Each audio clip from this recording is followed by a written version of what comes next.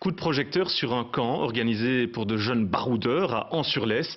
Depuis 5 ans, des enfants de 10 à 17 ans vivent une aventure hors du commun dans un environnement naturel préservé. Reportage signé Emmanuel Dupont et Pascal Noriega. Ils se souviendront de leur été 2015. On les appelle les baroudeurs.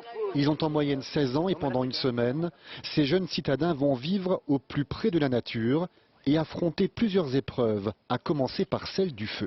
L'idée, c'est de faire un petit trépied avec des brindilles plus fines qu'une allumette et d'avoir préparé un petit stock de bois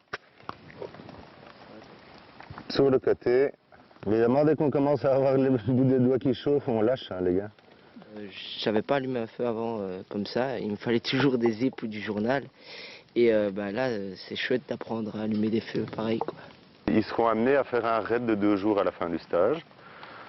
Donc une grande promenade dans la forêt avec des énigmes et des petites épreuves, etc. Et le soir, ils seront amenés à faire à manger eux-mêmes. Par tous les temps, être capable de se nourrir en forêt et ne pas s'y perdre. La première chose qu'on fait évidemment, c'est repérer sur la carte le chemin à prendre. Qu'est-ce qui se trouve à ta gauche et qu'est-ce qui se trouve à ta droite? Ça c'est un champ.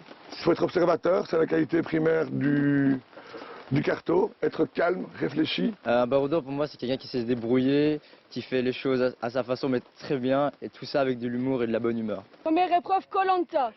Comme dans le jeu télévisé, les baroudeurs ont l'esprit d'aventure et s'affrontent également par équipe. Ce stage existe depuis 5 ans et se veut différent des mouvements de jeunesse. L'équipe d'animateurs est d'ailleurs bénévole. C'est un milieu complètement différent de ce qu'on a l'habitude de voir, donc on apprend plein de choses différentes et on nous pousse vraiment à bout de nos limites, donc on apprend à se connaître en même temps. Ici, pas d'électricité, pas de téléphone, pas de jeux vidéo.